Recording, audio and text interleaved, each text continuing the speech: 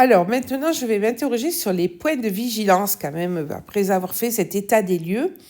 On va voir un petit peu quels sont les points que je mettrai peut-être en avant pour éviter les écarts.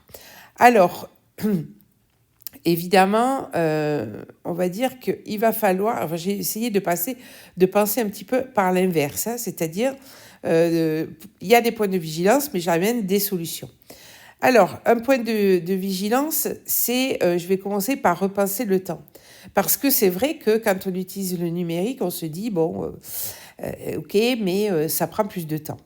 Alors, pour éviter ça, je pense qu'il faut se réorganiser véritablement, mettre presque un papier, un crayon et mettre l'année, le calendrier et voir un petit peu comment on peut gagner du temps.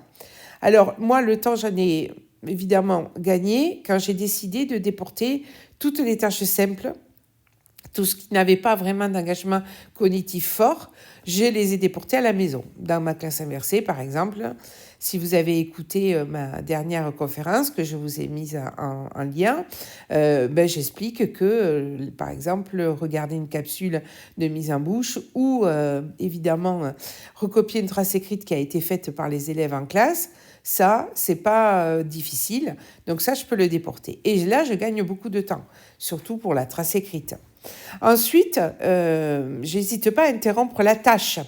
Ce qui m'intéresse, c'est ce que j'ai écrit, c'est plus le processus que le résultat. Même si les élèves, quand ils sont lancés, ils ont du mal à s'arrêter. Mais ce qui m'intéresse, c'est pas de reproduire, quand ils ont compris quelque chose, de le faire reproduire à l'infini. Non, c'est le processus. Et puis aussi, c'est utiliser un planificateur de tâches. Alors, ça peut être quelque chose de manuel, hein. Moi, j'utilisais comme une to-do list, mais il y a des choses de plus élaborées. Comme là, par exemple, j'ai découvert récemment un logiciel qui s'appelle Session Lab. Et là, c'est super, hein. On fait son plan de séance, on a des petites notifications. C'est vraiment très élaboré. Ensuite, le deuxième point de vigilance, c'est aussi de se dire, attention, le numérique, l'intelligence artificielle aujourd'hui, il y a beaucoup de choses, on peut s'y perdre, donc il faut vraiment l'utiliser quand on a fait une réflexion sur la plus-value ou les plus-values. Donc les plus-values, c'est bien sûr du côté des élèves, hein, en règle générale. C'est-à-dire que je choisis de faire ça de cette manière-là, avec cet outil du numérique-là, parce que je sais que les élèves vont peut-être s'engager plus facilement, mais surtout, ça sera plus efficace au niveau du rendu. Ça ira plus vite aussi. Alors, ça permet quand même, cette plus-value, c'est de différencier les supports. Je ne suis pas obligée de donner un seul support. Là, je peux donner plusieurs supports et du coup rentrer dans de la différenciation. Ça facilite évidemment la collaboration avec les documents partagés. C'est quand même plus simple. Et puis surtout, ce qui est intéressant, c'est qu'on peut collaborer à distance, dans la même salle. Donc du coup, ça évite aussi, c'est pour ceux qui n'aiment pas trop les travaux de groupe parce que ça peut générer du bruit, voilà, ok. Ça, c'est une possibilité. Ça facilite évidemment l'apprentissage autonome.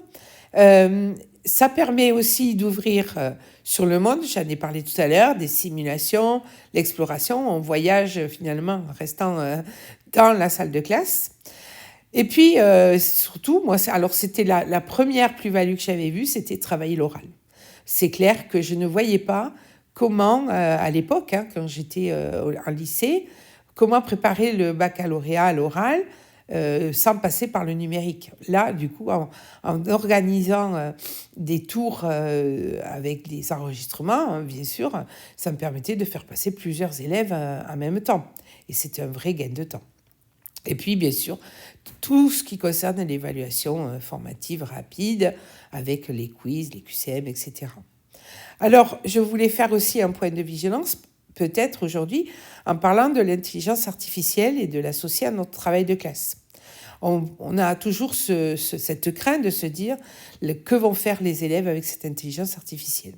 Alors moi, je pense que la première chose déjà, c'est évident, mais c'est de privilégier l'évaluation en classe. Bon, c'était déjà mon cas, je ne faisais jamais faire d'évaluation lourde à la maison pour des raisons, comme vous le comprenez, d'égalité. Eh bien là, d'autant plus, voilà, parce que là, du coup, on n'est pas certaine que les élèves, notamment ceux qui sont les plus en difficulté, et c'est tout à fait logique, aient recours à quelque chose qui va leur donner une production rapide et immédiate. Alors, ensuite, on repense aussi l'évaluation. On peut aller peut-être plus sur la production orale, notamment dans des matières qui peut-être ne l'utilisent pas assez. Donc, il y a aussi, je ne sais pas, mais on pourrait par exemple imaginer de résoudre un problème au brouillon et puis ensuite de l'enregistrer. Ensuite, on pense aussi au travail collaboratif. Quand on les met en travail collaboratif, je pense qu'on va créer justement de la relation, du contact. Ils auront certainement plus, je veux dire, d'appétence à rentrer dans un travail collaboratif qu'un travail individuel. Et donc, du coup, si un travail collaboratif, on a moins de chances d'avoir recours à l'IA, surtout si ça se fait en classe. Ensuite, bien sûr, on va privilégier dans la typologie des évaluations des études de documents plutôt que des questions de cours. Donc, des études à partir de vidéos, de schémas, d'analyse de documents, quoi. Ensuite, on va choisir des sujets où on va plutôt mettre en avant la réflexion personnelle. Par exemple, demander un avis et le justifier.